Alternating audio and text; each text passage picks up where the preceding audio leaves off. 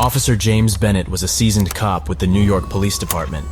He was well acquainted with the city's underbelly, having worked in some of the most crime-ridden neighborhoods. His experiences had hardened him, making him a tenacious officer respected by peers. However, one case in particular left him unsettled, a stark reminder of the darkest corners of human nature. One frigid night in December, a call came in about a domestic disturbance in a rundown apartment complex in Brooklyn. Officer Bennett and his partner, Officer Smith, were the first on the scene. As they arrived, they noted the chilling silence that hung over the apartment complex. Not even the city's usual nighttime sounds seemed to penetrate this place. The apartment was on the ground floor, its door slightly ajar. They announced themselves and cautiously entered, their flashlights slicing through the apartment's stifling darkness. It was sparsely furnished, with stacks of yellowed newspapers, worn-out furniture, and the stale scent of neglect. The rooms were quiet, but an uneasy feeling loomed in the air, a sense of something amiss. In the back room, they found a woman huddled in a corner. She was emaciated, her eyes wide with a haunting terror that seared into Officer Bennett. Her frail body was covered in fresh and healing bruises, telling a silent, horrific tale. The sight sent a chill down Bennett's spine. Then they heard it, a low, deliberate thumping sound, consistent and rhythmic, coming from the basement. Bennett's pulse quickened. Something about that sound, its persistent monotony, sent waves of unease through him. With the woman safely in the care of their accompanying EMTs, Bennett and Smith proceeded towards the basement. The thumping grew louder, more urgent, like the pounding of a dread-filled heartbeat echoing through the house. As they descended the creaky steps, they discovered the source of the sound. A man, later identified as the woman's husband, was methodically hitting his head against the concrete wall. The sight was bone-chilling, a grotesque scene straight out of a horror movie. Blood smeared the wall where his forehead made contact, his eyes empty, his face an emotionless mask. The rhythmic thumping filled the room, each impact a disturbing echo in the otherwise silent basement. Without acknowledging the officers, he kept hitting his head against the wall. Despite their repeated calls to stop, he continued his unsettling ritual. When they finally managed to pull him away, he collapsed to the floor, unconscious. The apartment was sealed off as a crime scene, and backup was called. The woman was rushed to the hospital, her condition critical but stable. The man was taken into custody, and an investigation into the bizarre and unsettling case began. The detectives found no evidence of drug use or any apparent motive for the man's disturbing behavior. His medical tests came back clean. The woman, too terrified to speak, provided no clarity. The man, now in a seemingly catatonic state, was admitted to a mental health facility.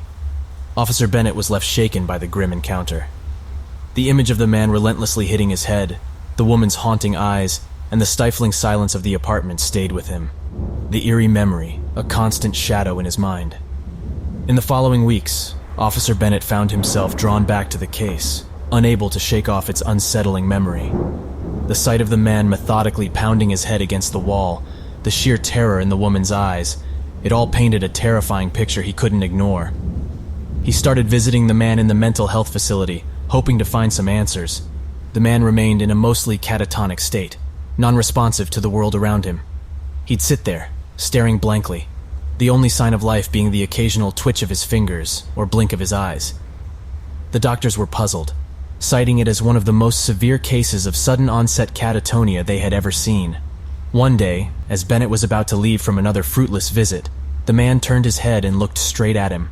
In his eyes, Bennett saw a flicker of something. Fear? Recognition? It was gone before he could understand it. The man started whispering something, his voice barely audible. Bennett moved closer, his heart pounding. "In the walls. They're in the walls," the man repeated, his voice a chilling whisper. Bennett felt a shiver run down his spine. Who or what was in the walls? He rushed out of the facility, his mind swirling with thoughts. The following day, he arranged for a thorough search of the apartment. They found nothing unusual until one of the officers noticed a loose panel in the basement. Behind it was a narrow, hollow space running throughout the house, filled with old, rotting insulation. As they peeled away the layers, they found it. A collection of small, seemingly insignificant items carefully stashed away.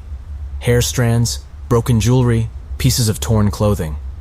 Each item was individually wrapped in old newspaper clippings about missing women in the area. The discovery sent a chilling realization down Bennett's spine. They were standing in the lair of a potential serial killer. The case took a darker turn, becoming a focal point of the department's efforts. Despite the discovery, they could never conclusively link the hidden items to any of the missing women. The man, even after extensive therapy, remained in his catatonic state. The woman gradually recovered, but remembered nothing about the items. Officer Bennett was left with an unsettling case with more questions than answers.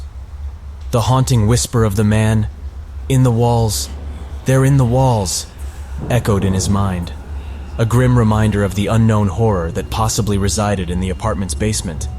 The case was eventually labeled as unsolved and remained a chilling story among the force. Officer Bennett, though he went on to solve numerous cases, could never forget the enigma of the apartment, the disturbing case that brought him face to face with an inexplicable horror.